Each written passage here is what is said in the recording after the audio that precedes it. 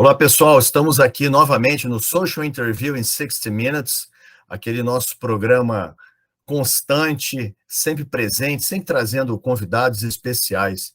Nós estamos hoje com o Dr. Pedro Afonso Freitas Rodrigues Muniz Sampaio. Uau, quanto sobrenome, hein? Seis nomes, 4 sobrenomes. Nossa, rapaz, você escolhe o sobrenome que quer usar, né? Esse aí é um jovem de 27 anos, natural de Barbalha. Ele fez medicina na FMJ e ele atualmente está terminando a residência médica dele em cirurgia geral. Então, vamos falar hoje sobre apendicite aguda. Vamos lá. Não, peraí. Não era bem isso que nós iríamos falar. Vamos falar hoje sobre um ritmo afro-americano. Mas América é América do Norte, América Central, América do Sul. Então, ritmo afro-americano do qual ele e eu somos apaixonados. Então, vamos falar sobre samba. Isso, Não é? exato.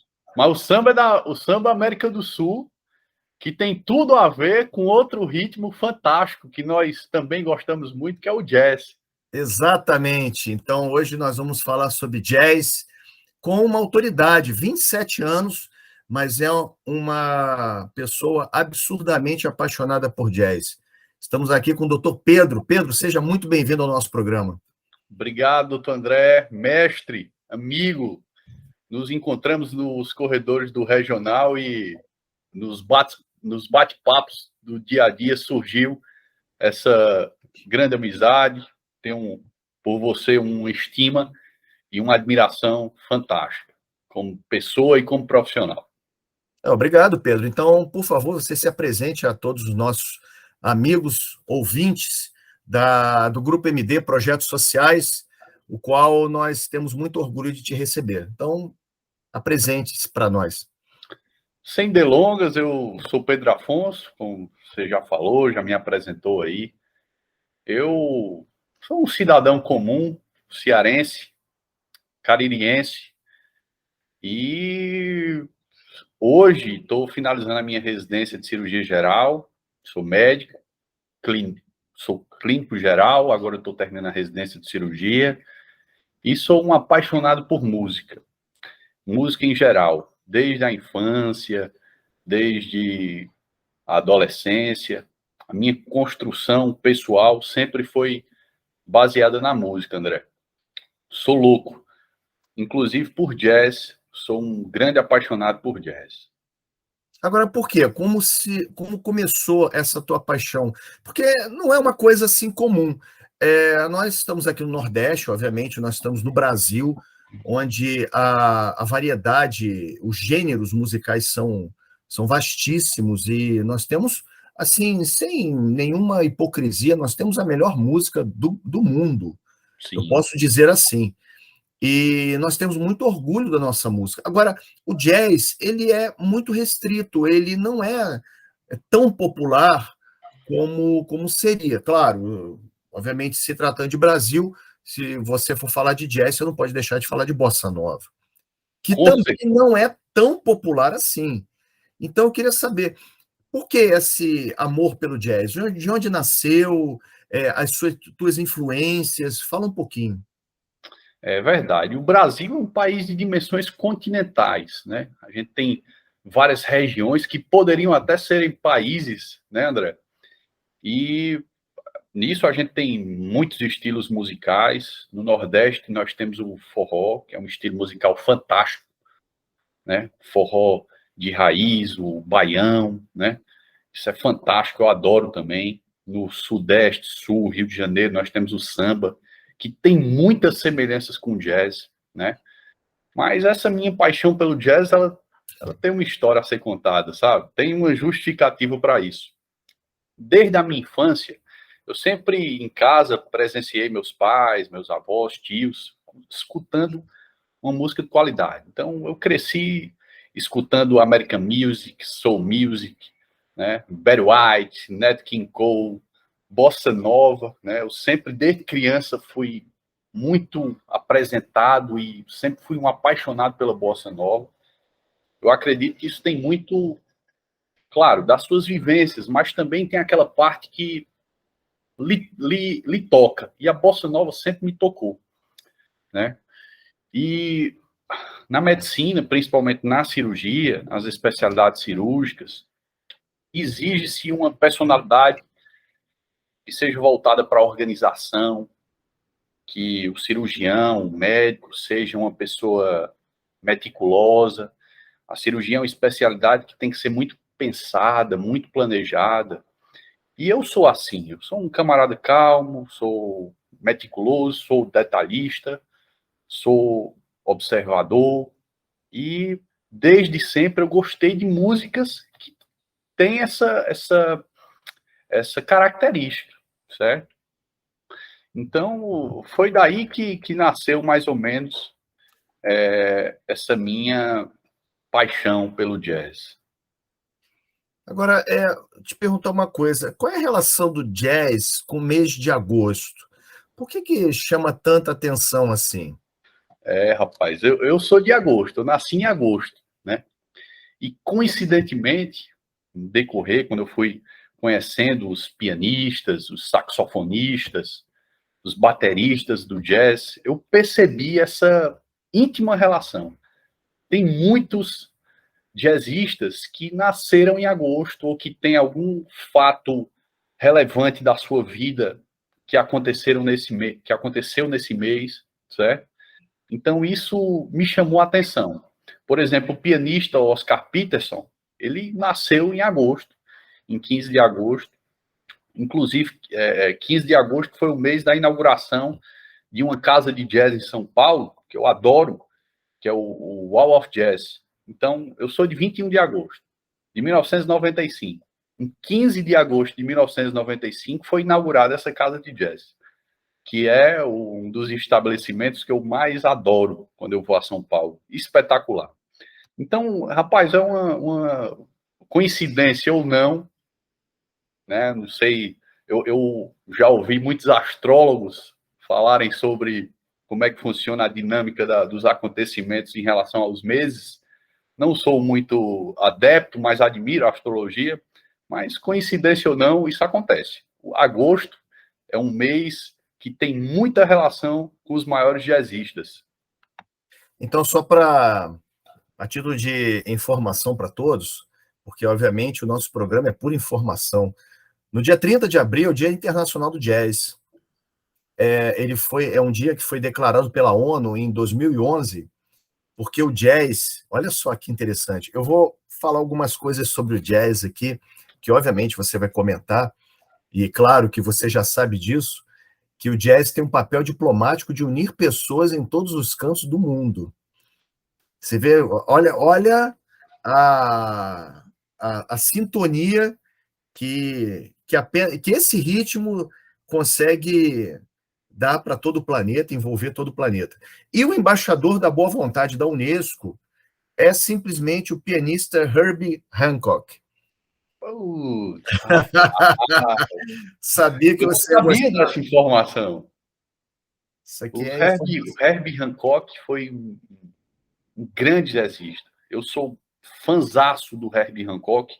Eu conheci o Herbie Hancock, inclusive, no Wall of Jazz. Nessa casa, eu escutei falar do Herbie Hancock pela primeira vez, quando eu fui ao Wall of Jazz pela primeira vez também, certo? Em São Paulo.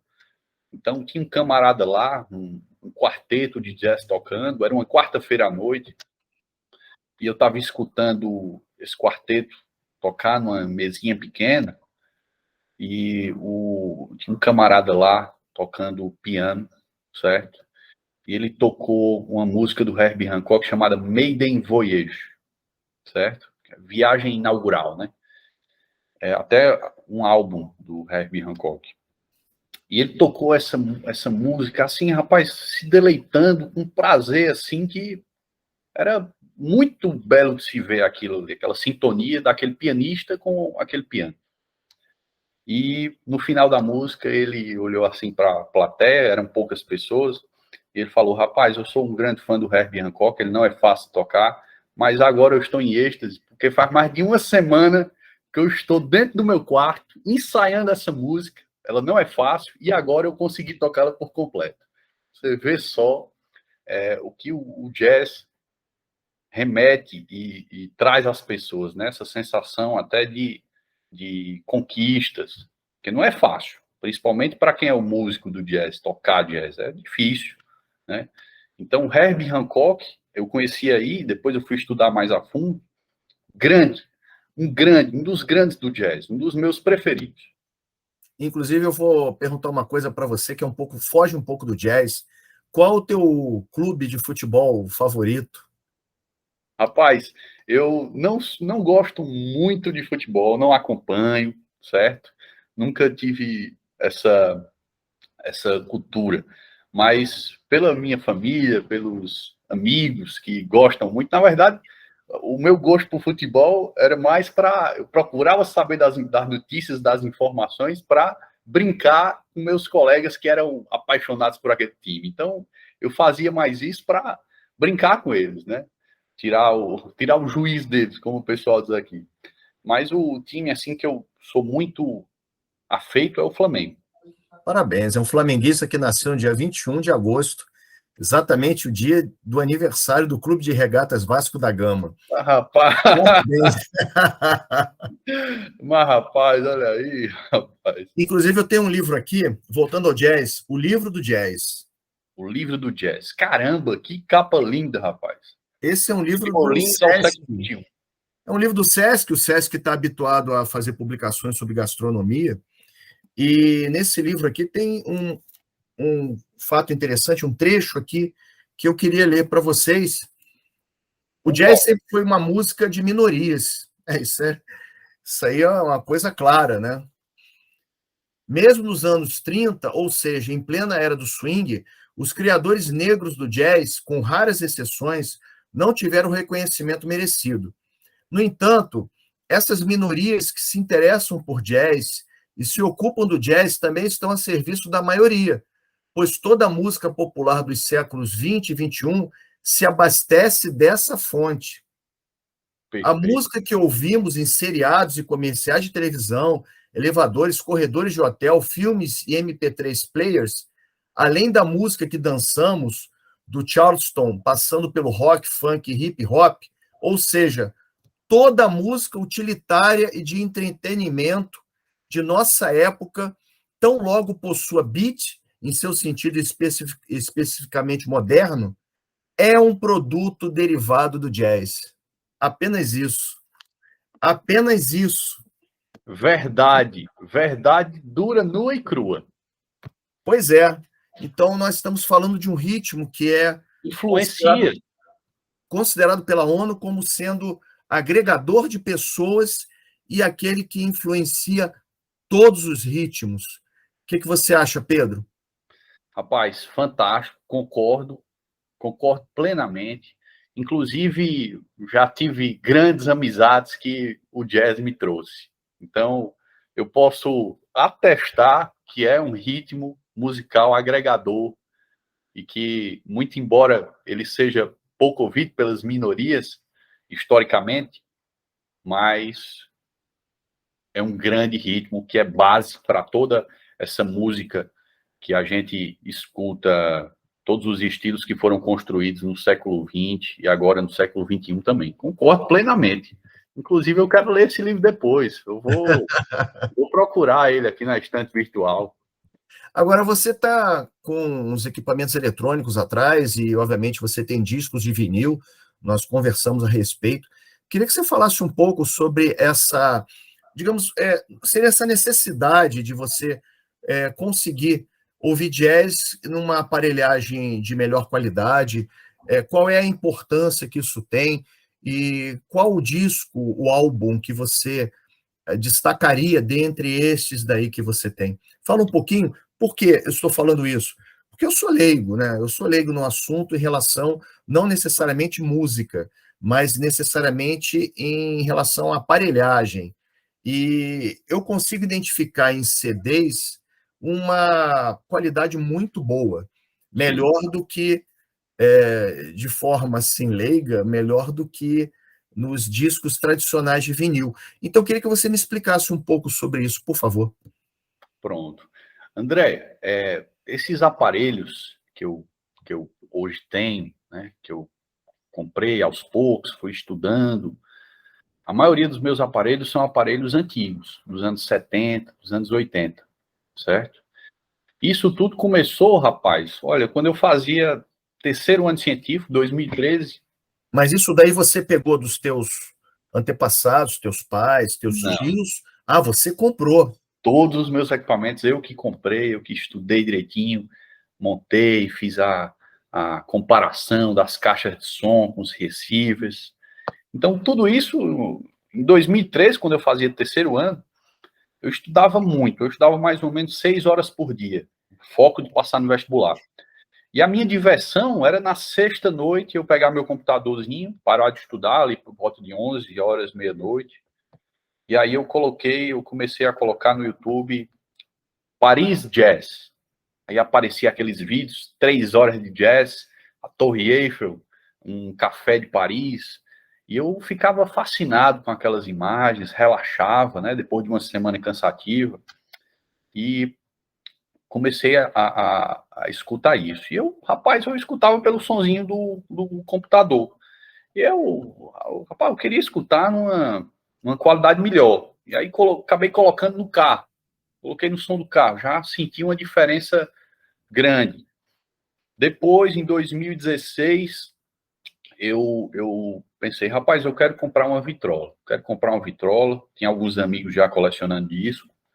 E aí acabei comprando uma vitrola simples dos anos 70.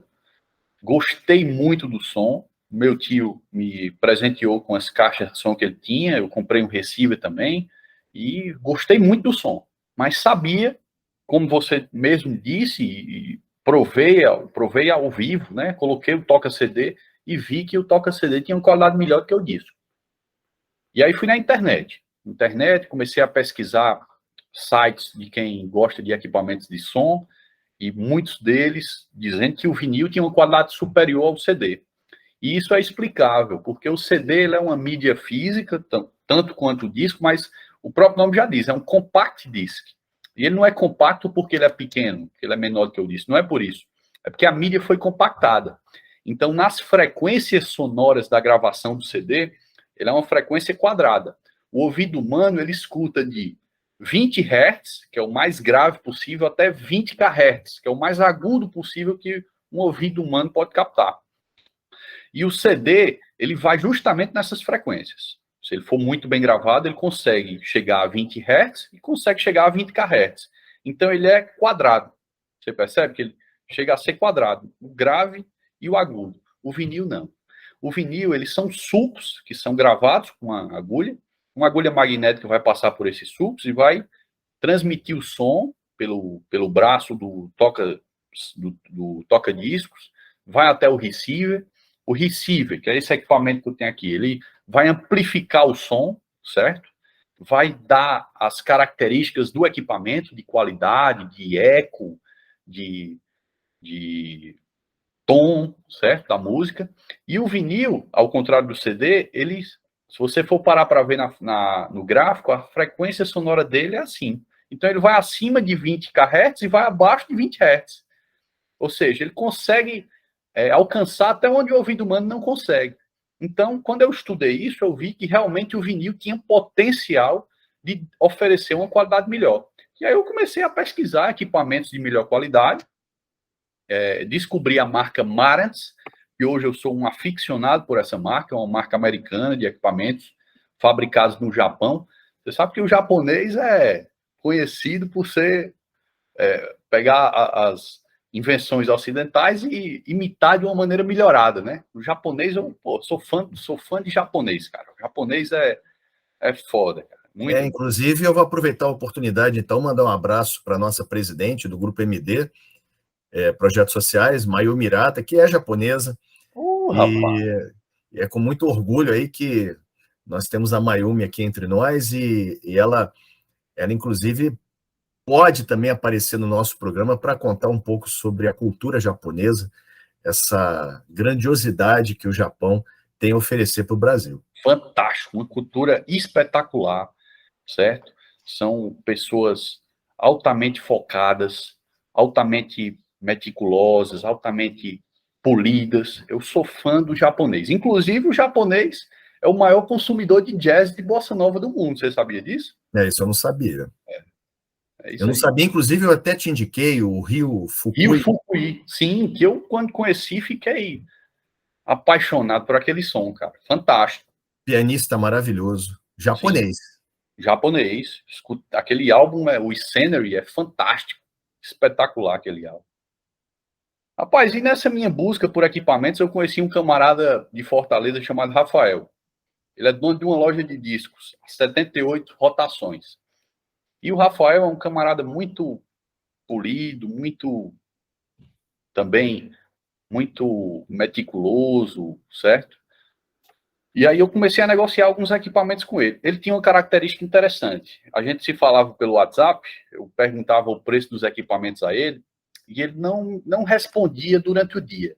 Quando dava assim 10 horas da noite, ele, por exemplo, eu perguntava, ele oferecia um equipamento e eu perguntava as características, o valor que ele estava pedindo. Aí 10 horas da noite era batida. Ele filmava o equipamento, sempre tocando jazz, e mandava para mim.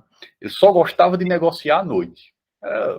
Ele disse que era quando estava um silêncio na casa dele, todo mundo estava tranquilo, ele não gostava de ruído nenhum. Então ele colocava lá nos equipamentos um disco de jazz, filmava e a gente negociava. Eu comprei alguns equipamentos a ele. Ficou muito meu amigo, é um camarada espetacular. Na minha opinião, é a melhor loja de discos de Fortaleza hoje, é a que mais tem um acervo de jazz, certo? Mais interessante. E aí eu comecei a escutar mais jazz por ele. Ele falou, cara, os melhores estilos musicais para você saber a qualidade de um equipamento é o jazz. E aí eu comecei a escutar mais jazz por isso também. Aliás, também é um estilo musical para você saber o refinamento do gosto do Sim. cliente. Também tem isso. O saxofone, o piano, rapaz, eles tocam a gente de uma maneira, no emocional, de uma maneira fantástica. Eu acho que algumas pessoas mais, outras menos, mas invariavelmente são instrumentos musicais que historicamente vêm dominando essa parte, né? Então hoje praticamente todos os estilos musicais usam esses instrumentos. Então, cara, é isso aí. Eu comecei a conhecer mais esses discos, esses equipamentos, fui me apaixonando e fui a São Paulo, adquiri alguns equipamentos também e foi mais ou menos por aí. E naturalmente você adquiriu álbuns, né? E qual álbum Sim. assim que você destaca para nós? Rapaz, o álbum que eu mais gosto de jazz hoje, que eu mais escutei, que eu mais conheço, é o Blue Train do John Coltrane. Fantástico, fantástico esse álbum, fantástico. Inclusive, André, eu estava pensando aqui, eu não sei, eu realmente já pesquisei e não achei, não sei se você sabe o porquê, mas a relação da cor azul com o jazz. A gente vê que no Miles Davis tem aquele álbum, tem inclusive tem um álbum Blue e Green de jazz, muito bom também, né? Tem o Miles Davis tem o Kind of Blue, o John Coltrane tem o Blue Train, a maior gravadora de jazz, na minha opinião, é a Blue Note. Rapaz, eu nunca descobri qual é a relação da cor azul com jazz, mas tem alguma coisa aí.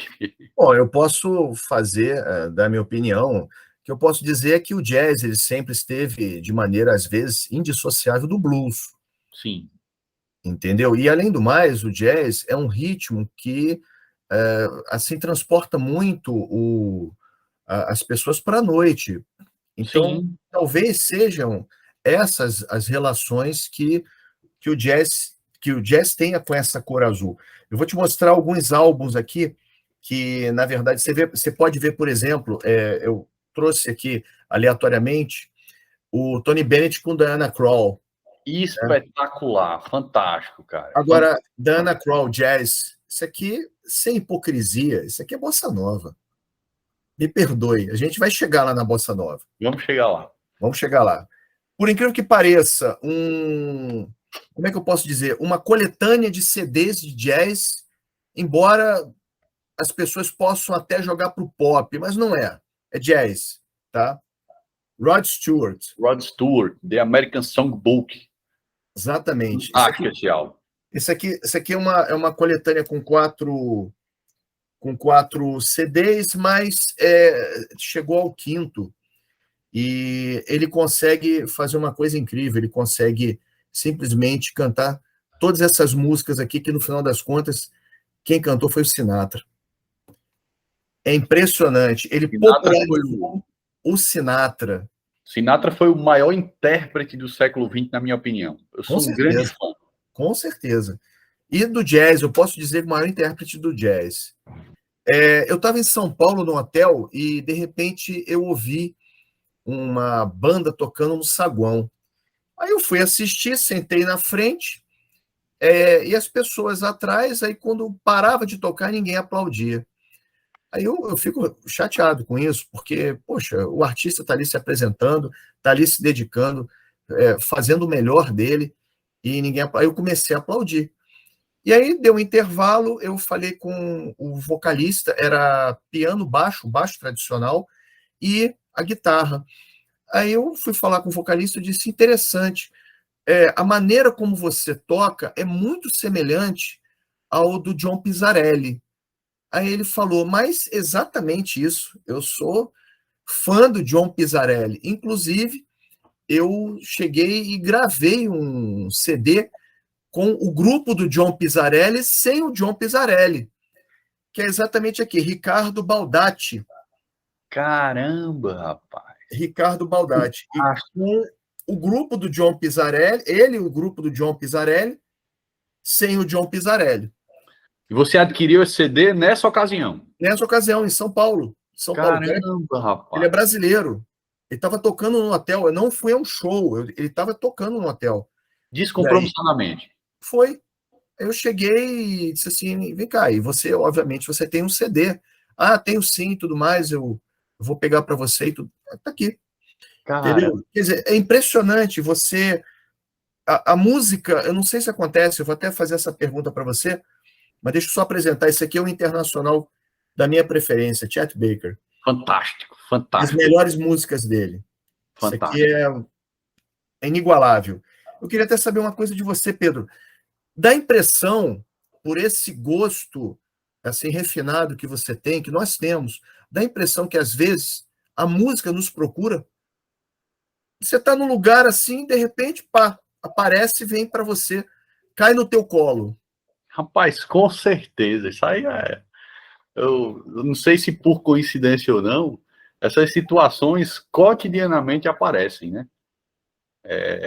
Em São Paulo, eu pude... São Paulo é uma cidade muito grande, né, cara? Eu acho que é a quinta cidade maior do mundo. E se fosse um país, seria o 22º ou 23º maior do mundo, só isso. Mais populoso, né? Não. Economia. Economia. A economia seria a 22ª ou 23ª maior do mundo. Só a cidade de São Paulo. Não, o estado de São Paulo. O estado de São Paulo. Caramba, fantástico. Aí, só a cidade de São Paulo, aí eu, como carioca, por favor, já tô me sentindo tão humilhado.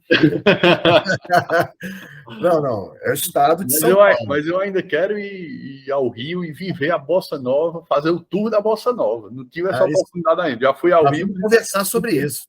Sim, por favor.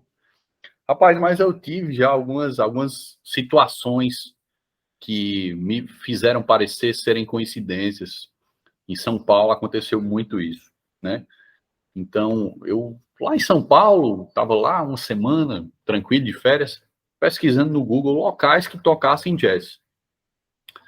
E aí apareceu o Wall of Jazz, Rua João Cachoeira, alguma coisa, acho que no bairro de Moema, que é um bairro que eu acho muito bonito, acho legal. E aí o rapaz quer saber de uma coisa, eu vou lá. Cheguei lá, uma casa, um sobrado, certo? Antigo, dos anos 70. E quando eu entrei nessa portinha, um corredor pequeno, rapaz, a impressão que eu tive é que eu tinha viajado no tempo. Foi a impressão que eu tive. Um lugar muito aconchegante, intimista, escurinho, certo? Um balcão de madeira de jacarandá grande. Fui logo muito bem recebido pelas garçonetes. E tava um quarteto de jazz tocando lá. Tinha poucas mesas, umas mesinhas redondas, pequenas.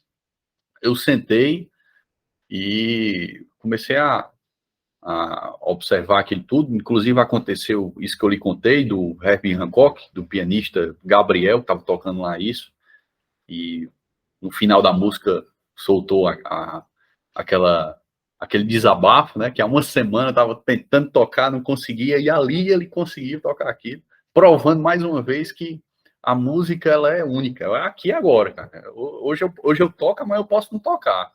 Então é muito meticuloso isso, né?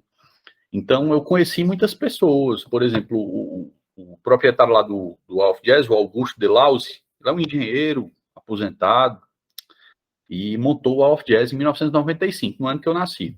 Tivemos uma conversa muito boa, certo? E eu falei, ele é um profundo conhecedor de jazz. E eu falei para ele, Augusto, tem um álbum que eu procuro há muito tempo, que é o I Get a Boot of You, do Matty Patch. Eu acho linda a capa desse álbum e gosto muito das músicas dele. É um álbum de jazz, dos anos 50. Aí ele falou, rapaz, esse álbum não é de jazz. Sinto lhe dizer, mas olha, ele apontou assim para umas revistas que ele tinha lá e disse, eu já li isso aqui tudo. Não conheço esse álbum. Esse álbum, eu lhe digo com toda certeza, não é de jazz. Então, mas rapaz, Augusto, eu tenho certeza também que é de jazz, eu já escutei esse álbum. Aí eu tinha feito a reserva pelo WhatsApp, ele tinha meu número. 2 semanas depois ele mandou uma mensagem para mim. Ele disse, você estava certo. Eu realmente não conhecia esse álbum. E eu gravei para você aqui. Quando você vier aqui de novo, eu vou lhe dar esse CD. Você disse que estava procurando esse álbum, nunca achava, eu gravei para você. Então você vê essas coincidências, essas amizades que o jazz traz a gente. Outra vez eu fui lá, a segunda, terceira vez, levei uns amigos, já levei minha mãe lá também, gostou muito. E aí fui receber o CD dele, né? Já fazia bem 6 meses que ele tinha deixado lá guardado. Depois estava lá, ele foi lá pegar com o maior prazer, me presenteou. Então, essas coincidências, cara, são fantásticas. Eu adoro isso. Isso aí só a música pode trazer pra gente. Agora, você vê alguma relação do jazz com o cinema? Rapaz, muita relação do jazz com o cinema. Eu gosto muito de cinema também. Adoro. Né? O cinema, para mim, é um dos meus hobbies também. Não conheço como gostaria, mas já assisti muitos bons filmes e pretendo ainda conhecer mais para ser um crítico mais bem afiado. Mas, por exemplo, em 2015, o Whiplash, um filme, Whiplash, não sei se você assistiu, ele ganhou o Oscar de melhor filme. Sensacional. E, inclusive, eu frequentemente fico assistindo o final. É óbvio que a gente não vai dar spoiler, Sim. Mas aquela música do final, Caravan. Fantástico, cara. Se eu não me engano, é do Duke Wellington, se eu não me engano. Caravan. Do Duke Ellington. É uma música dificílima, né? E assim, a gente sabe que os jazzistas, eles são assim, pessoas muito que se cobram muito pela perfeição, são muito exigentes. O Chet Baker sofreu muito com isso, né? O Chet Baker é um jazzista fantástico em que, infelizmente, ele caiu no mundo das drogas, e isso não foi por acaso. Se cobrava tanto, ele foi também discípulo do Miles Davis, o Miles Davis era um camarada altamente rígido como professor, e ele não conseguia chegar lá, teve alguns ensaios, algumas músicas que ele não conseguia chegar lá, e ele deu um tilt, né? Ele entrou para as drogas, graças a Deus, antes dele falecer, ele conseguiu reverter essa situação, Chet Baker. Mas o Whiplash conta muito isso, né? A destruição psicológica que aquele camarada que era um aficionado por tocar com perfeição aquela bateria, né? No Whiplash, no filme,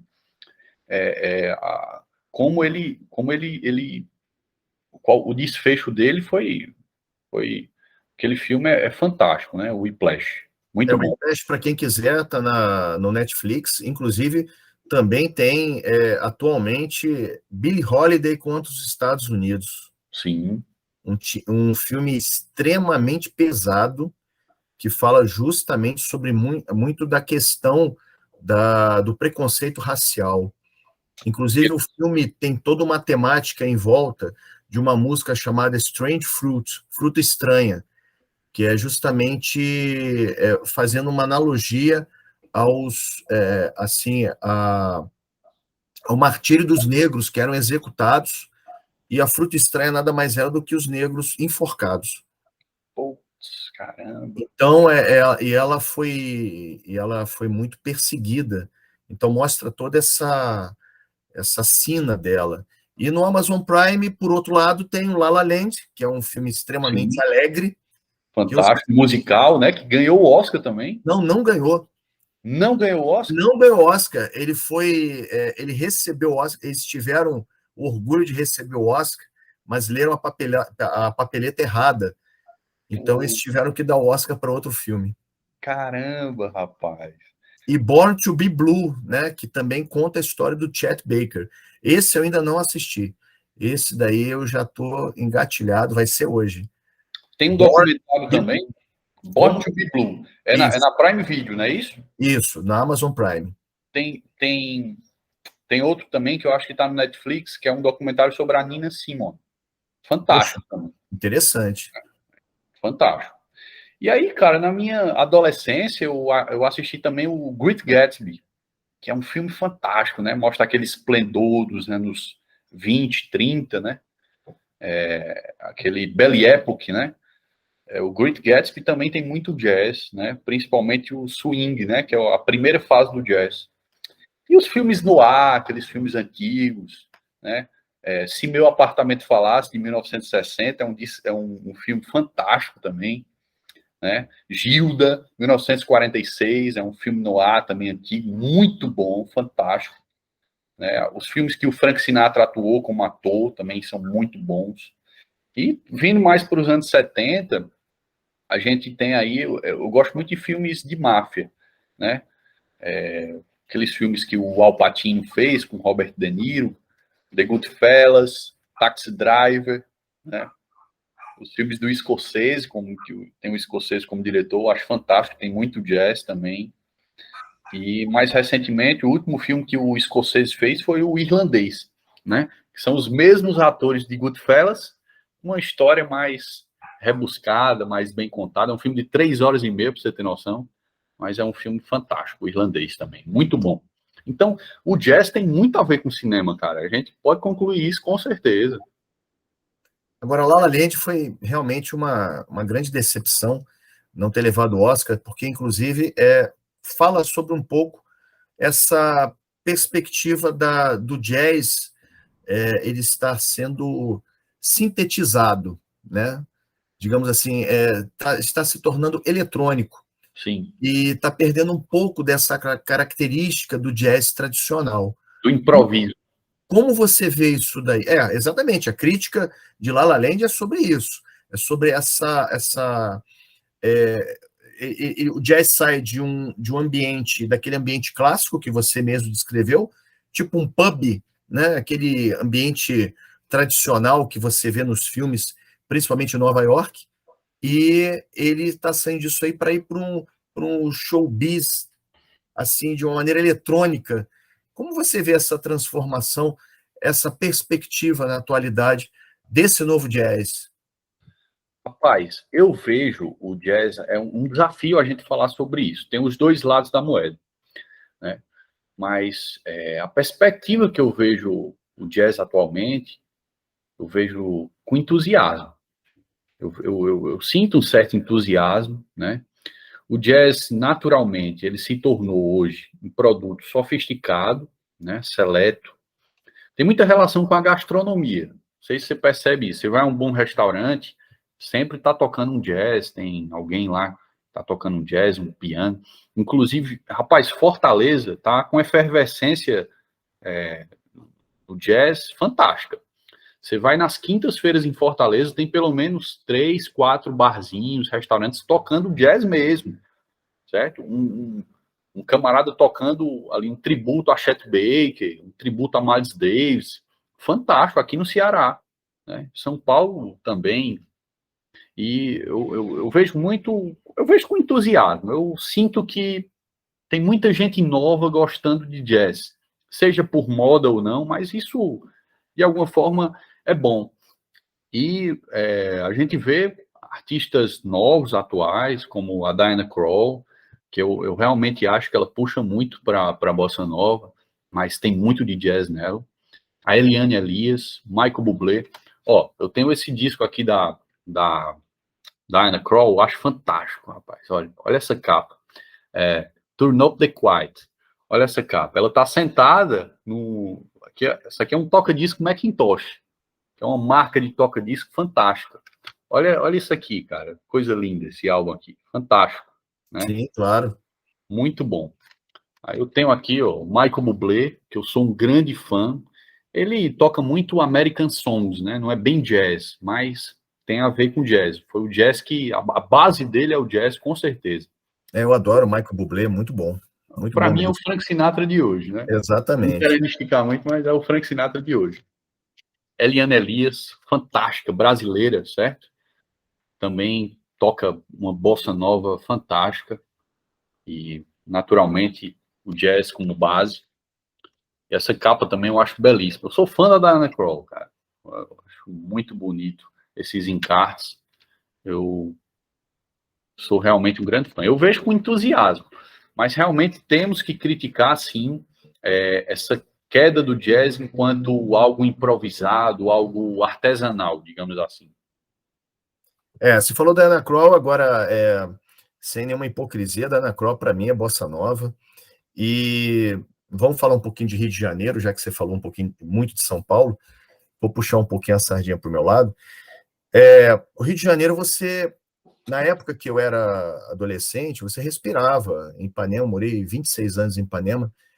E, na verdade, a bossa nova foi criada em Copacabana, mas ela foi morar em Ipanema. Ela saiu de Copacabana, mas foi morar em Ipanema. Pegou as malinhas dela e foi para lá. Porque é inacreditável como você, na época que eu era criança, adolescente, como você respirava assim música de qualidade em Ipanema. Impressionante. Ali tem os barzinhos e tudo mais, claro, tocava todos os ritmos. É impossível você, no Rio de Janeiro, você não ser influenciado por nada. É impossível. Entendeu? Então, na minha época de criança, foi muito samba. Samba, MPB e tudo mais, mas principalmente samba. E na minha época de já criança adolescente, bossa nova também. Eu tocava órgão eletrônico, aquele com 2 teclados e uma pedaleira. Caramba, E eu bicho. tinha uma professora chamada Márcia, e um belo dia ela trouxe Garota de Ipanema. Foi minha primeira bossa nova. Quer dizer, tudo a ver, né? O ambiente todo já estava alinhado com isso. Então, eu comecei a tocar e eu fiquei apaixonado pela batida da bossa nova. Então, obviamente que eu já conhecia a Garota de Ipanema, mas eu não tinha assim tanta Vivência. vivência, tanta experiência com a bossa nova. E um belo dia, meu pai me levou para um show do Carlos Lira. E aí eu fui Fantástico. conhecer Sou a fã do toca. Carlinhos, rapaz. Eu sou fãzaço do Carlos Lira, que só não inventou a bossa nova por uma diferença de um mês, porque o João Gilberto tinha inventado antes. Então ele não criou a bossa nova por um mês de diferença.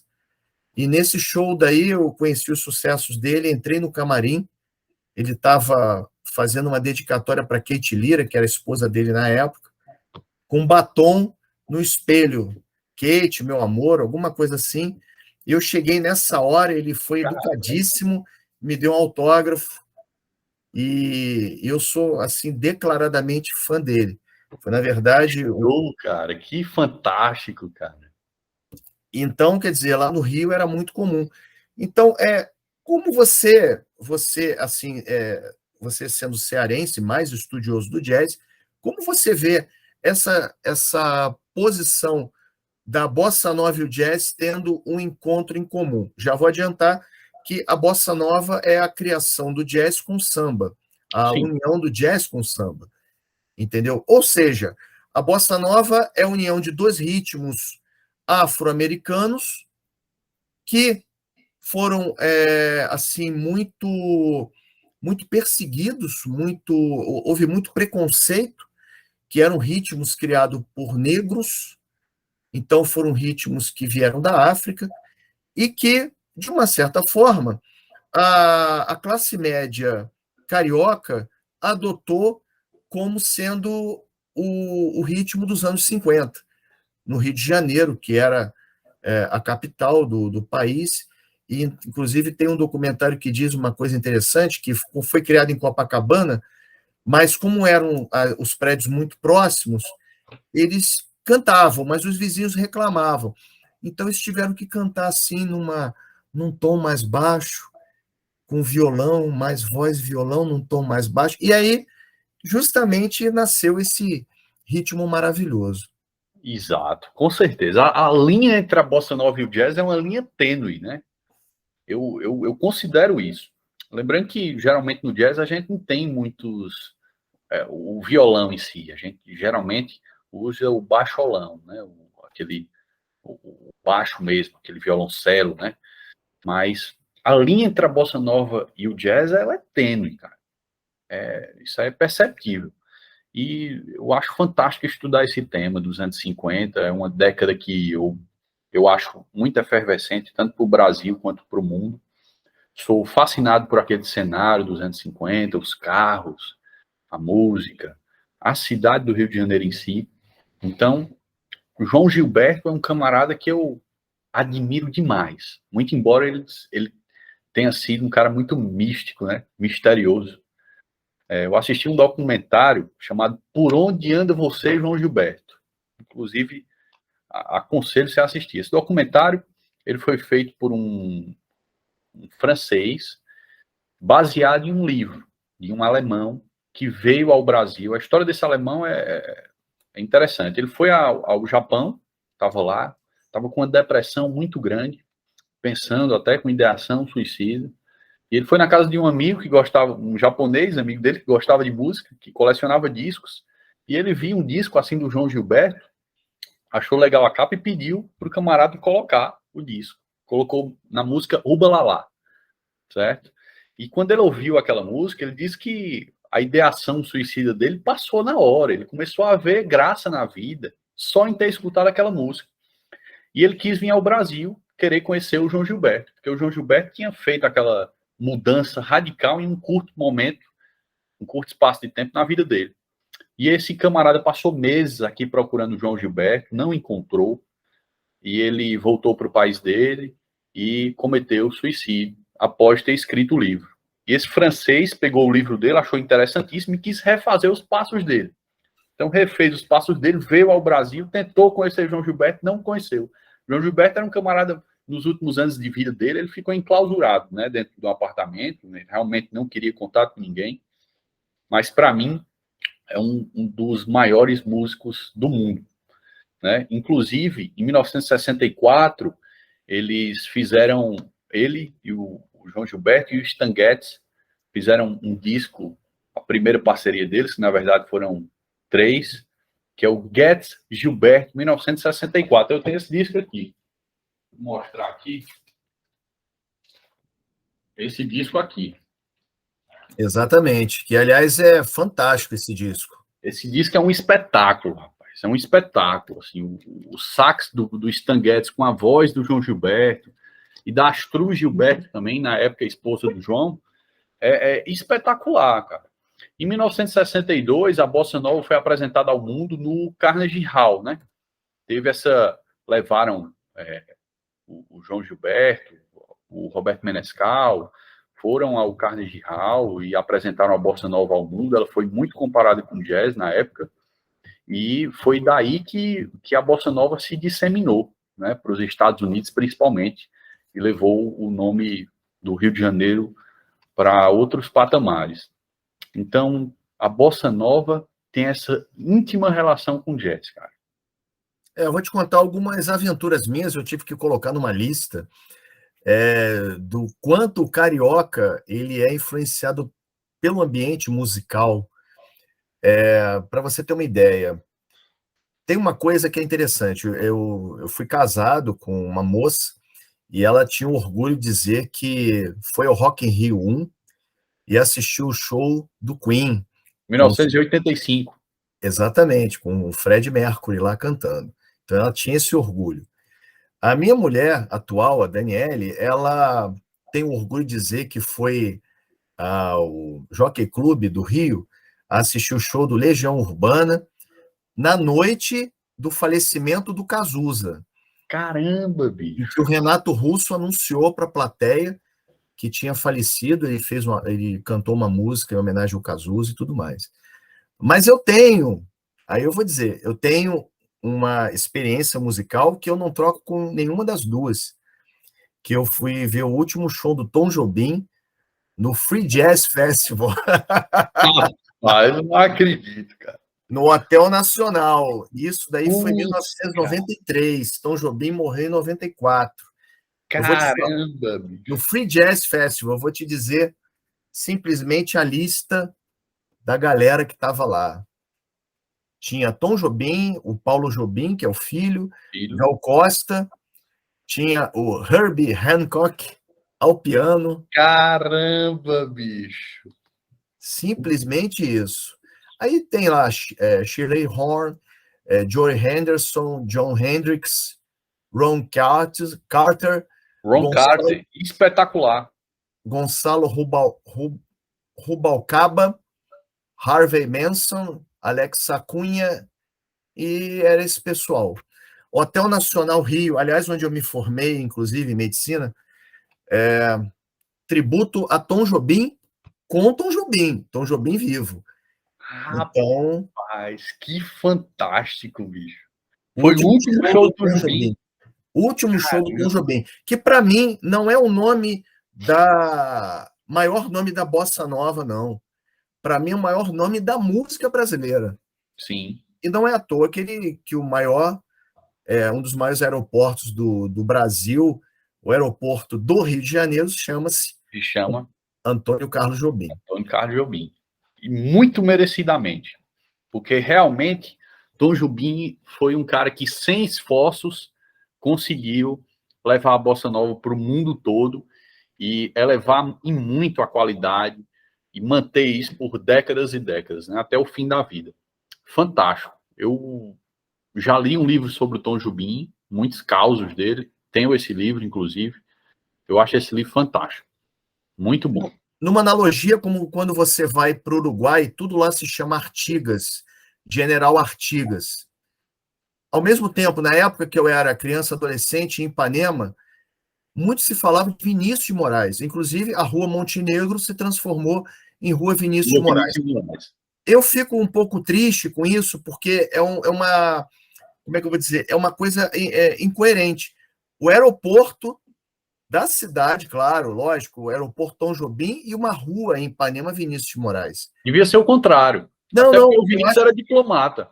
Eu acho que o Vinícius deveria ter tido uma homenagem até maior. Sim. Aí eu busquei... O Vinícius era diplomata, viajava muito, né? Talvez... E o Tom Jobim não, era um camarada que não gostava muito de sair do Rio de Janeiro. Então, talvez, se tivessem invertido essa ordem das coisas aí, seria mais bem aplicado. Faz sentido. Aí eu resolvi prestar minha homenagem ao Vinícius de Moraes, dando o nome ao meu filho de Vinícius. Caramba, rapaz, que fantástico! Então não foi por uma questão de modismo, nada disso, porque hoje em dia é que nem você comprar um carro azul. Compra um carro azul, você só vai encontrar carro azul na rua. Entendeu? Então não foi questão de modismo, porque hoje tem vários Vinícius por aí, mas o meu Vinícius foi por causa do Vinícius de Moraes. Vinícius de Moraes.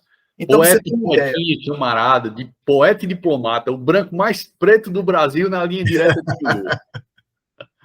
Grande Vinícius. Gostava de tomar o seu bom e velho cavalo branco, o uísque cavalo branco, diariamente. O uísque é o cachorro engarrafado. O melhor amigo do homem. Fantástico. Grande Vinícius. E minhas aventuras pelo Rio de Janeiro, meu vizinho era o Carlos José Ceristeiro, e inclusive vascaíno. Quantos jogos do Vasco nós fomos assistir juntos, Maracanã e São Januário, Carlos José. Eu trabalhava e também malhava numa academia lá no Rio de Janeiro, que era Downtown Fitness, na Barra da Tijuca, e inclusive na época foi eleita uma das melhores academias do Rio de Janeiro. E quem era o meu parceiro lá na malhação Daniel Boaventura. Putz, cara, não acredito, cara. Que eu vou ser sincero, eu sou fanzaço dele. Para mim, atualmente, a voz mais linda do Brasil. Ele caiu para o jazz, assim, para o pop também, mas ele tem uma pegada de jazz. Saxofonista, ator, para quem não conhece, é aquele Tapas e Beijos da Globo, aquele seriado que tinha, ele era o dentista. Eu tenho 2 DVDs dele, um live em México, o outro aqui no Brasil, que é o Your Song, e eu adoro escutar esses DVDs de Daniel Boaventura, um cara talentosíssimo, a produção do show em si é uma produção fantástica, o repertório muitíssimo bem escolhido, camarada de muito bom gosto, sou muito admirador do Daniel, cara, é fantástico, a música dele hoje é uma coisa que o Brasil tem que se orgulhar. Com certeza, inclusive ele deu um show em Moscou, acho que no ano retrasado, se eu não me engano. Também fui empresário também de banda de rock. Sério, cara? Cápsula Rock. Cápsula Rock? Cápsula Rock. Quem é que tocava a cápsula? Eu tinha um Edu como o outro empresário, éramos 2. Edu Wagner era tio do baterista, que é o Anderson, e também do guitarrista Rafael Sperduto. Então, aproveito para mandar um grande beijo para todos vocês, que vocês chegaram e compraram a minha ideia de levar o Cápsula Rock adiante. Fizemos um show na TVE, e mais do que isso, já que nós somos médicos, você vai entender. Nós participamos do Prêmio Cristália de música e ganhamos. Fomos um dos vencedores com a música Genérico, que eu fiz essa música junto com o Rafael Sperduto, guitarrista, uma pessoa maravilhosa, Edu também, o Anderson, queria mandar um grande abraço para vocês 3. E também, obviamente, como eu te falei, que lá no Rio de Janeiro nós somos influenciados pelo samba, os desfiles que eu participei pela Portela em 97, pela Unidos da Tijuca em 98. Caramba! Fantástico, recomendo. E, por fim, claro, eu convivia dentro da Rádio Globo, porque no início eu participava do programa Valdir Vieira, do saudoso Valdir Vieira, e depois eu me tornei amigo, através do Vasco, eu me tornei amigo do Honório de Souza, que era um dos radialistas, que também, saudoso Honório, e atualmente eu sou amigo, eu mantenho, quer dizer, sempre fui, mas eu mantenho contato com a dona Rosinha, que é a viúva do seu Honório, e com o Anderson, que é o filho dele, que eu também queria mandar um grande beijo, um beijo para vocês. E, finalmente, Rio de Janeiro, eu entrei em 3 camarins que são de artistas assim que eu tenho um carinho muito especial. Ed Mota, Flávio Venturini, Paulinho da Viola e do Carlos Lira. Aliás, foram 4. Caramba! Paulinho da Viola é fantástico também, um dos maiores sambistas do Rio de Janeiro. Para mim, os 2 maiores são Paulinho da Viola em primeiro lugar, em segundo lugar, um camarada que eu sou muito fã, que é o Miltinho. Muito bom. Sim. Com certeza.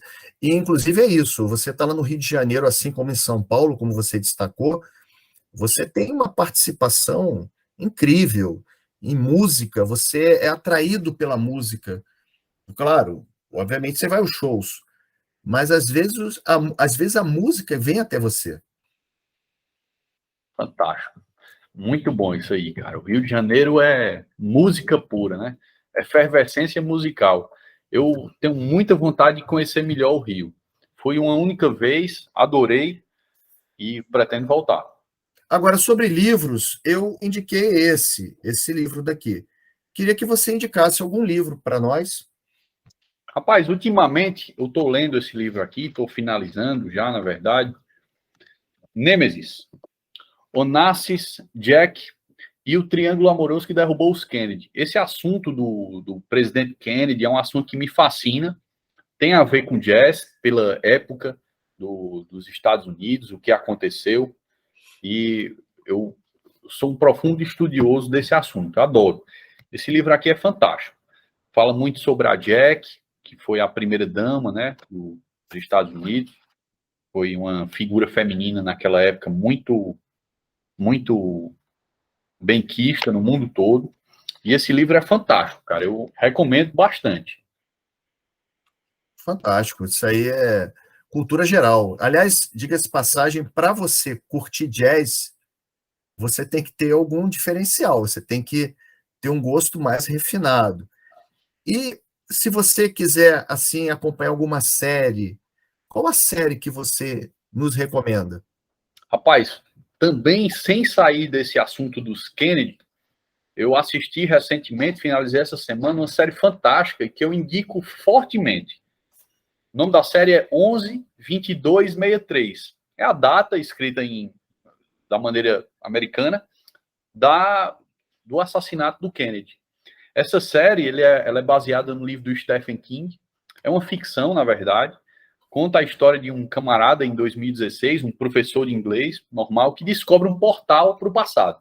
Esse portal ele sempre dá na mesma data, em alguma data de 1960, 3 anos antes do assassinato do Kennedy. E o objetivo dele, quem apresentou a ele esse portal, foi um senhor, um idoso, que descobriu antes dele.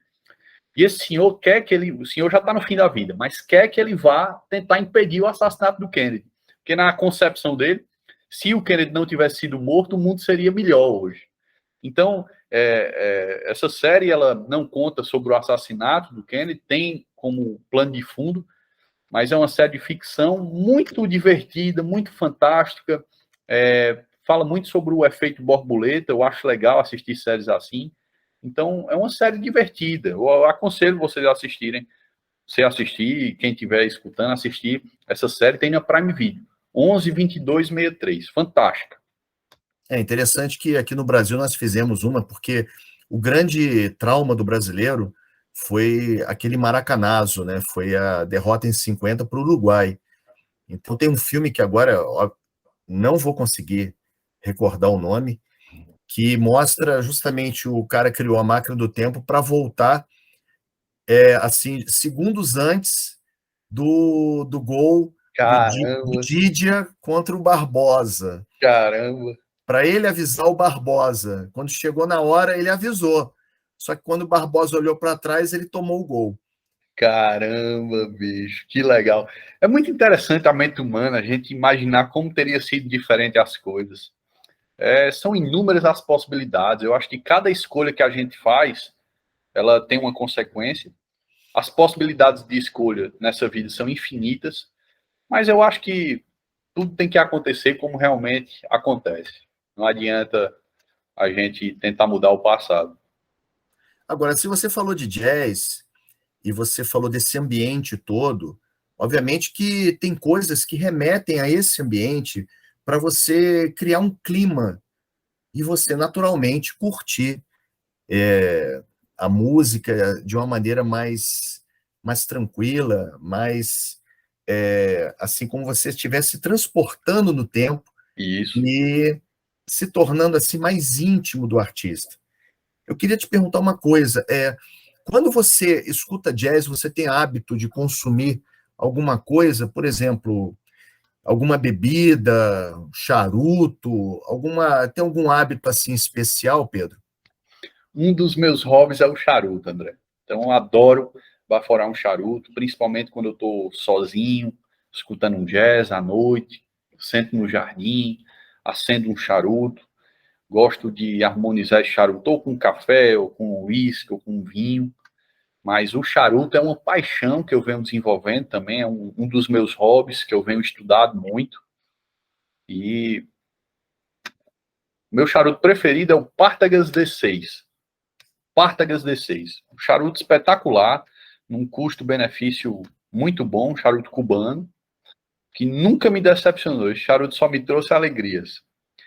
E uma segunda opção, já que a gente está falando de Kennedy, né? Falamos aqui, pincelamos já um livro, uma série sobre o Kennedy. Existe uma história interessante que é quando os Estados Unidos fez o embargo econômico com Cuba, o Kennedy ele era fã de um charuto cubano, da marca H. Upmann. E o Kennedy, antes de fechar o embargo, ele mandou comprar e lotou um quarto cheio desses charutos. Até hoje esses charutos devem estar lá, porque ele faleceu e os charutos continuaram lá. Então essa marca de charutos, A.T. Upmann, tem um charutinho de entrada dela, que é o Ralph Corona, um charutinho pequeno, mas fantástico, cara, muito bom também, muito bom também. São duas opções aí para, se você quiser escutar um jazz, baforar um charutinho, é espetacular. Aumenta a concentração e a percepção do que aquela música vai lhe oferecer. E aí você fica consumindo, assistindo Buena Vista Social Club. Social Club, sim, adoro. Tenho esse disco, inclusive. E sobre vinho, você curte assistir, quer dizer, vinho, uísque, o que for, o que você acha que harmoniza melhor com jazz? Rapaz, se falando de custo-benefício, eu tenho tomado um vinho que para mim é um espetáculo. Eu conheci esse vinho, que é o Júlia Florista. É um vinho português. O rótulo dele é muito bonito. É uma cantora de fado, ela existiu em Lisboa, e ela perambulava pelas ruas de Lisboa, cantando fado, por muitos e muitos anos. Era uma artista de rua, a Júlia Florista, pouco conhecida, e ela faleceu e caiu no esquecimento. Mas alguém que lembrou dela teve a ideia de homenageá-la nesse vinho, que é um vinho fantástico, um vinho do preço também muito bom, muito acessível, é espetacular. O Júlia Florista, aconselho, vale a pena. Eu sempre estou tomando esse vinho quando escuto jazz. Agora, para mim, o melhor vinho, já que você tocou em vinho português, é o vinho da família Calçada, que fica lá em Trás-os-Montes. Conhece a família Calçada? Não conheço. É minha família. É um vinho do Porto que se produz de forma artesanal, que não Cara, se vende e que é delicioso. Tem mais de 200 anos. caramba, bicho, que fantástico, rapaz. Fantástico. E eu vou te falar. Quando for lá, traga um desse pra gente. Pois é, esse é o problema. Eu só bebo quando eu vou lá. Dá para trazer, né? Tem esse inconveniente. Agora, em relação às alegrias que a música trouxe para você, quais foram as principais? Pessoas que você conheceu, shows que você assistiu? Rapaz, a minha experiência mais marcante, né, com a música, indubitavelmente foi o show do Michael Bublé que eu fui. Recentemente, agora em novembro, né? Esse show eu planejei por mais de um ano e fui para ele agora em novembro. E assim, eu nunca tinha ido a um show grande, um estádio, assim, um show bem produzido. E foi uma surpresa assim muito grande para mim, porque embora tivesse muitas pessoas, a entrada, a saída foi super tranquila, muito organizado, e o show em si foi um presente assim, cara, para mim. O Michael Bublé cantando aquelas músicas que eu sou fã, certo? E no meio do show eu olhei para cima e tava lá a lua cheia em cima da gente, em cima do estádio, e eu tomando um whisky e escutando aquelas músicas, foi uma experiência fantástica. Outra experiência muito boa foi a que eu já lhe contei, do All of Jazz. Eu nunca vou esquecer tudo aquilo. Tanto o Augusto Delauze, o proprietário, que eu tive aquela boa conversa sobre o I Get a Boot of You, que é um álbum fantástico do Marty Patch, quanto o Maiden Voyage, que eu conheci por conta do pianista lá que tocou. E conheci também outra casa de blues, essa é mais de blues lá em São Paulo, que é o Bourbon Street.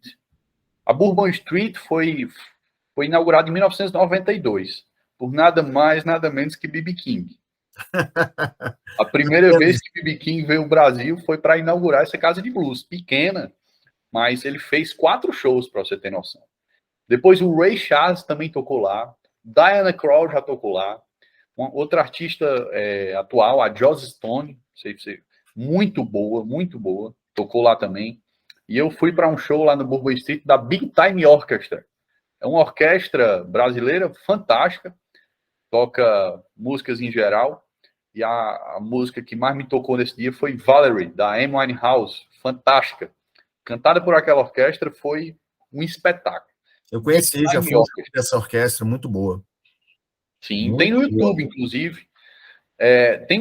No YouTube tem um show do Jô Soares cantando jazz. E esse show do Jô Soares cantando jazz, tocando trompete, foi lá na Bourbon Street. Fantástico. Esse show tá no YouTube em muito boa qualidade, dá para você escutar, assistir, muito bom.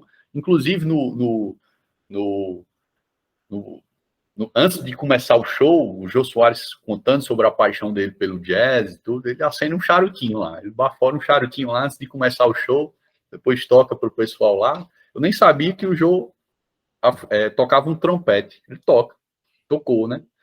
Grande Jô Soares. Era Então, trompete e bongô. cara, não sabia. Não Bongô sabia. também. Ele teve uma influência musical muito forte, porque ele morou na Europa, e inclusive nesse show ele toca Let's Get Lost, do O Chet Chad Baker. Baker. Exatamente. Outra grande experiência que eu tive com jazz foi eu tenho um primo, que inclusive é de agosto também, é o Pedro Henrique. O Pedro Henrique tem minha idade, ele é meu primo legítimo, ele nasceu 3 dias antes de mim. É um camarada fantástico, também apaixonado por jazz. E eu passei uma temporada em Fortaleza, agora na residência, no serviço de endoscopia lá do HGF, e toda terça-feira a gente se reunia na casa dele, ele também tem equipamentos de som, tem discos, e a gente fazia uma jam session. A gente abria uns vinhos lá, tomava eu e ele 3, 4 garrafas de vinho e só jazz, cara, só jazz. E aí as conversas iam à frente, a gente escutando aquelas músicas. Também foi uma experiência fantástica que eu tive. Hoje meu primo se mudou para a Alemanha, está morando lá em Hamburgo. Inclusive ele deixou sob minha tutela alguns discos dele, de jazz.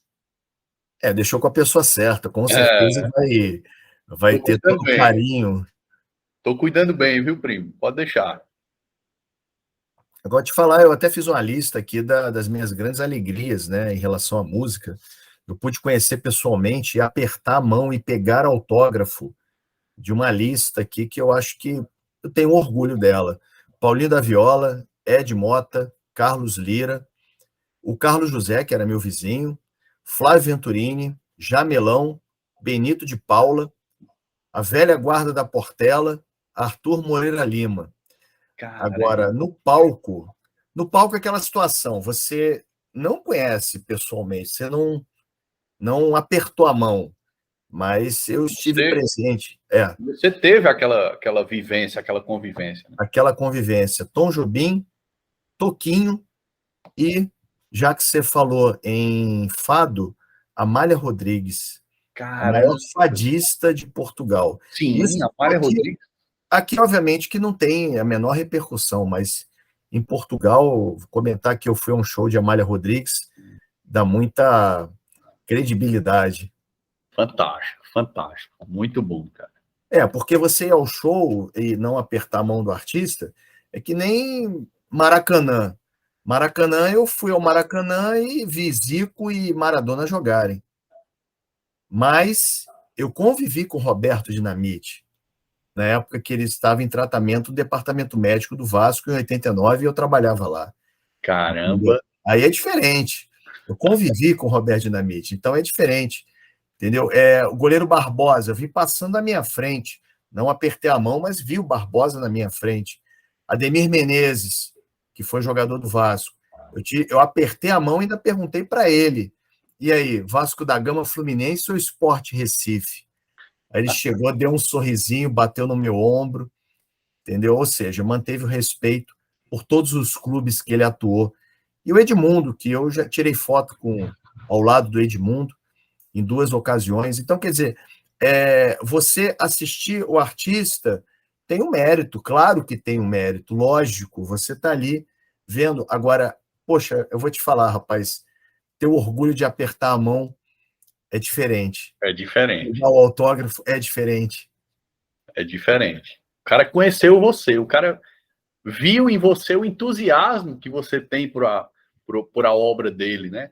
Por a arte dele. Fantástico isso, cara. E, ao mesmo tempo, já te pergunto quais são as mágoas que você teve em relação à música. Eu falo de a música de uma maneira geral, não necessariamente o jazz, aquele show que você não foi, aquele artista que, por exemplo, faleceu e você não assistiu ao show dele, aquele álbum que você não conseguiu comprar? Rapaz, o que eu mais queria, 2 shows que eu mais queria ter assistido na minha vida, que eu fico assim imaginando quão fantástico seria, e que mais ainda eu queria ter apertado a mão e conversado um pouco, são shows do Frank Sinatra, morreu em 1998, né? Tinha 3 anos de idade. Frank Sinatra até veio ao Brasil, né? Foi A para o minha Maracanã e prima, lotou o Maracanã. Roberto Medina trouxe ele. exatamente, a minha prima que nasceu no mesmo dia que você nasceu, 21 de agosto, Caramba, bicho, e coincidência. era flamenguista também, assim, Rapaz, do jeito que você é também. E ela foi a esse show do Frank Sinatra, inclusive foi o Roberto Medina que trouxe, você mesmo falou, no Maracanã, que foi. lotou o Maracanã. O Frank Sinatra ficou impressionado com aquilo, que foi uma coisa inédita na vida dele. E tanto é que o Frank Sinatra ele foi abraçado pelo beijoqueiro. Beijoqueiro, eu fiz uma reportagem com ele, com o beijoqueiro. Fui fazer uma entrevista com ele quando o Vasco foi campeão em 2000, campeão brasileiro, que eu tive acesso ao gramado, conversei com ele, eu estava com um gravador, eu fui fazer uma entrevista, vou entrevistar o beijoqueiro, assim do nada. E ele, logo em seguida, ele acabou falecendo. Esse show do Frank Sinatra, para quem não tem noção, quem é Frank Sinatra, eu queria que você explicasse um pouco a dimensão, a magnitude daquele que era chamado simplesmente de The Voice. A voz. The Voice, Old Blue Eyes também.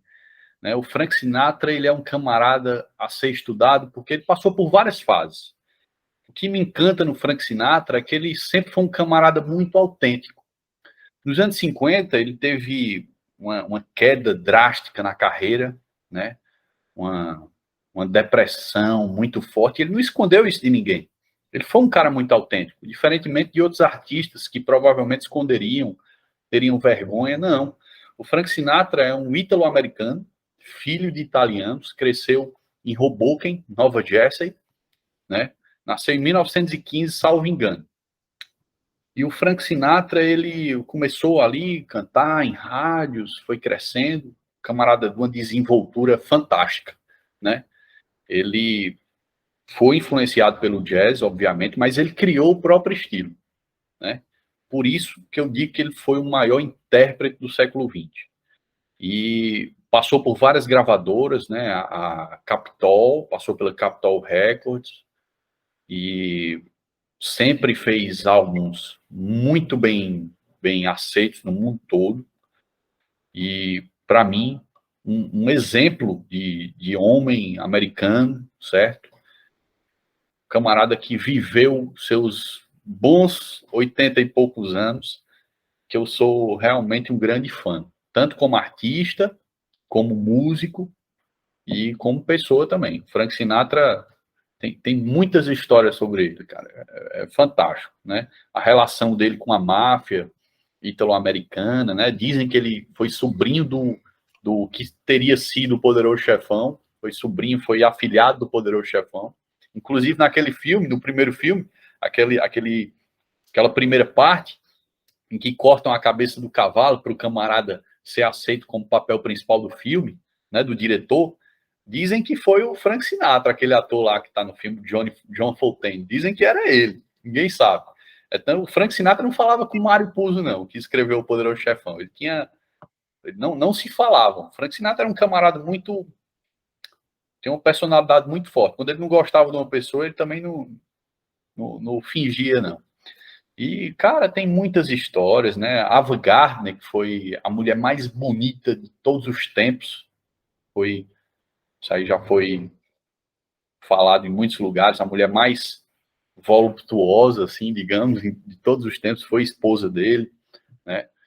É fantástico. O Sinatra tem muita coisa para se falar dele. Daria um dia se a gente fosse debulhar a vida do Sinatra aqui. Quando eu era pequeno, eu ouvia o fato de que ele não tinha vindo ao Brasil antes desse show, evidentemente, porque se ele viesse para o Brasil, a máfia iria eliminá-lo. Uma viagem assim, sei lá, tem coisas assim que você não entende. Uma coisa que eu queria passar para você, que os meus pais são aposentados, eles eram dentistas, e uma das clientes deles era Simone Caymmi, que é Caramba! a esposa do Danilo Caymmi, que já são separados, e ela era vocalista do grupo do Tom Jobim. Só que na época eu era criança, eu virei para a Simone e disse assim, poxa, Simone, consegue um autógrafo do Tom Jobim para mim? Aí ela ria, ela ficava rindo, ela achava que era brincadeira, ela não via a conexão de uma criança gostar de bossa nova e ser fã do Tom Jobim. Ela achava que era brincadeira e ela não conseguiu esse autógrafo para mim. Caramba! Infelizmente. Mas era real o desejo. Você queria muito o autógrafo do Tom Jobim. Queria de verdade, eu queria de verdade. Eu me declarei fã do Tom Jobim para ela. Porque eu me declaro fã do Tom Jobim como o maior artista do Brasil, não é o maior artista da Bossa Nova. Só que ela, por causa da minha idade, ela não acreditou. Não levou a sério, talvez. Não levou a sério. Então tem coisas. E tem shows de 3 artistas que eu, infelizmente, não tive a oportunidade de assistir. Dick Farney, que era um grande nome assim, no Rio de Janeiro, Tito Madi, que já puxava um pouquinho para São Paulo, os dois já são falecidos, e a Leni Andrade, que apesar de estar viva, eu não sei exatamente se ela ainda faz shows. São 3 nomes assim muito muito populares dentro eram, né, muito populares dentro dos shows tanto em Rio como em São Paulo. Eu sou Claro, muito evidente. fã do Dick Farney. Eu sou, assim, um grande fã do Dick Farney. Inclusive, existia nos anos 50, no Rio de Janeiro, o Sinatra Farney Fan Club, né? Porque diziam que o Dick Farney era o Frank Sinatra do Brasil. E realmente, de fato, tinham as mesmas características e qualidades. O Dick Farney tem uma voz fantástica, cara. Eu tenho alguns discos dele, certo? Tem um disco dele raríssimo que eu ainda estou buscando, quero comprar, que é Meia-Noite em Copacabana, o nome do filme, o nome do disco. É uma capa muito bonita. E assim, eu sou um grande fã do Dick Farney, cara. Eu fico imaginando ali nos anos 50, aquelas boates em Copacabana, Ipanema, em que ele cantava, né? Um grande pianista. Foi formado nos Estados Unidos e teve também uma grande influência do jazz. Dick Farney é um camarada que hoje é pouco lembrado, assim, digamos, mas é um camarada que merece todas as congratulações. Fantástico. Agora, eu sou leigo, de repente, e não tenho noção nenhuma sobre jazz, e quero, assim, escolher uma indicação de um disco, um álbum de jazz. Eu te pergunto como é que como leigo, um exemplo, eu poderia ir até uma loja de discos, que hoje em dia você não tem loja de CDs, mas você tem loja de discos, e escolher um álbum de jazz para curtir. Quais são as indicações que você dá? Então, em primeiro lugar, para uma pessoa escolher um disco de jazz, o leigo que não conhece jazz, ele imagina o jazz como aquela música instrumental para acalmar. Foi justamente o que eu pensei em 2013, quando eu estava estudando para o vestibular, que coloquei no YouTube Paris Jazz. Aquela música para acalmar, aquela música tranquila. Eu não conhecia, obviamente, nada de jazz, isso não é muito bem difundido, não é informação muito fácil de encontrar, mas, em primeiro lugar, é necessário entender que o jazz ele é dividido em algumas fases, né? A primeira fase do jazz, a gente tem as big bands, né? Billie Holiday, né, por exemplo, Glenn Miller, né? Glenn Miller, que foi um grande jazzista também dessa primeira fase das big bands. Então, Ele morreu num acidente. Você tocou numa coisa que eu vou até aproveitar agora, que eu fui extremamente influenciado pelos meus pais. Luiz e Hilda, um grande beijão para vocês também, justamente pelas big bands e principalmente Glenn Miller. Cara, fantástico, eu também. Meus avós adoravam, né? Eu escutei desde criança Glenn Miller, só não conhecia. Mas Glenn Miller é interessante a história dele. Ele era contratado pelo governo americano para, na Segunda Guerra, ir tocar nos campos de guerra para os soldados americanos. Em uma dessas viagens, o avião caiu e ele faleceu com toda a banda. Mas até hoje, se você for a um casamento que está tocando uma orquestra, provavelmente a primeira música da festa vai ser uma música de Glenn Miller. Né? Moonlight Serenade, né? Moonlight Serenade, exatamente. Fantástico. Então, Glenn Miller é jazz, é a primeira fase, as big bands. Depois vem o bebop, né? Aí vem Dizzy Gillespie, é um jazz mais animado, mais rápido. E depois vem o cool jazz, né? Já anos 50, que é o jazz que eu particularmente adoro, que é o que eu mais gosto, que é mais John Coltrane, Miles Davis. Depois vem o free jazz, que é aquele jazz mais improvisado, que é você pegar um solo de saxofone e passar 2 minutos ali solando no saxofone. Por exemplo, o Stan Getz, né? O Stan Getz é free jazz, anos 60.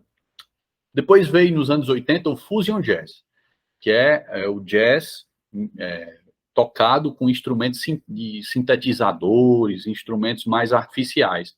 Eu, particularmente, não gosto muito. Né? E você tem que entender também, se você for comprar um disco de jazz, que existem as gravadoras. Por exemplo, a Blue Note, ela gravou mais cool jazz, né? A Verve já é mais um free jazz.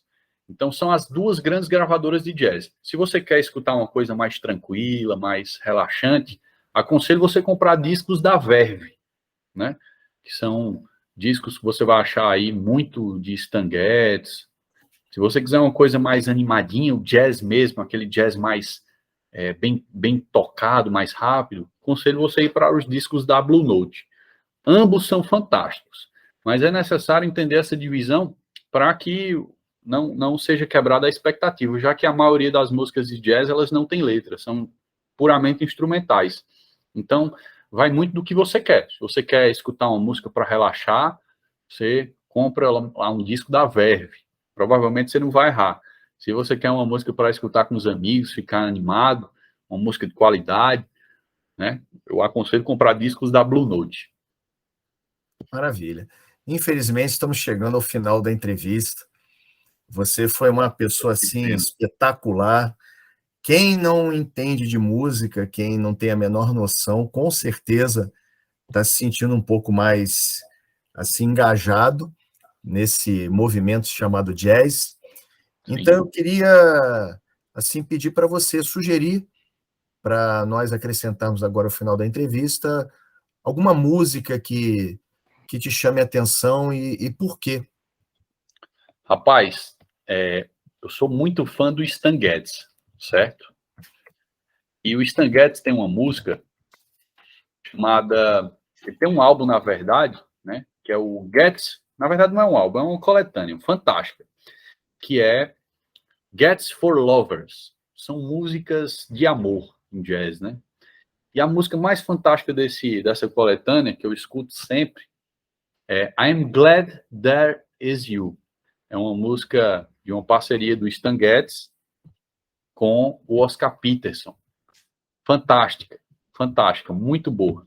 Então, essa é a minha escolha. I'm Glad That It's You, Stan Getz. E se eu for indicar alguma também, eu vou indicar Let's Get Lost, do Chet Baker, que parece muito com Você e Eu, do Carlos Lira. É impressionante a similaridade não vou dizer a similaridade musical, mas eu digo a similaridade do tema. Sim. Entendeu? Eu acho muito interessante, e o que mais me impressiona é que a Bossa Nova, quando surgiu, obviamente que a gente está num papo aqui bem agradável, entendeu? Inclusive dizendo que, graças a Diana Krall, graças a John Pizzarelli e outros artistas, a Bossa Nova está continuando, independente de ser chamada de jazz, porque, infelizmente, aqui no Brasil nós não temos, assim, valorização daquilo que deveria ter, como a Bossa Nova seria um outro exemplo. E é interessante que nós jogamos fora um ritmo tão espetacular que nós mesmos criamos. Não sei explicar, mas, de qualquer forma, fica aqui a nossa homenagem Sim. A modesta homenagem que eu faço ao Vinícius de Moraes, dando o nome do meu filho de Vinícius. Fantástico. E são coisas que remetem a essa grande emoção que você e eu temos e que guardamos assim com muito respeito no coração, pelo respeito que o jazz e a bossa nova e todos esses ritmos que derivaram dele, eles representam musicalmente para o mundo. Então, eu queria aproveitar e pedir as tuas últimas palavras aí de despedida a todo o nosso público da MD Projetos Sociais, nesse nosso programa Social Interview em 60 Minutes, que está para lá de 60 Minutes hoje, por um motivo especial, Pedro. E por um motivo muito natural, né? Porque se a gente for falar sobre isso aqui, a gente passa mais de um dia, digamos. Muito grato, André. Que bate-papo fantástico, que gostoso, cara, bater um papo sobre jazz. Eu nunca tinha parado assim para conversar sobre jazz com alguém de uma amplitude tão vasta, né? Passeamos por muitos assuntos muito prazerosos. E para mim, rapaz, é uma grande satisfação. Muito obrigado pelo convite, por essa entrevista. Espero que muitas pessoas assistam e se sintam entusiasmadas a também escutar jazz com mais frequência, que é um ritmo fantástico e que com certeza adoça a vida. Grato, meu amigo. Muito obrigado, Pedro. Então, estivemos com o Dr. Pedro Afonso, cirurgião geral, e, é claro, é um público eclético, não falamos nada, absolutamente nada de cirurgia, e nem falaríamos, porque estamos aqui agora no clima musical do jazz. Então, Pedro, muito obrigado, um grande abraço, e um grande abraço ao nosso público, aos nossos amigos e parceiros do Grupo MD Projetos Sociais. Estamos encerrando aqui mais um Social Interview em 60 Minutes, esperando que vocês nos acompanhem nos próximos programas. Um grande abraço.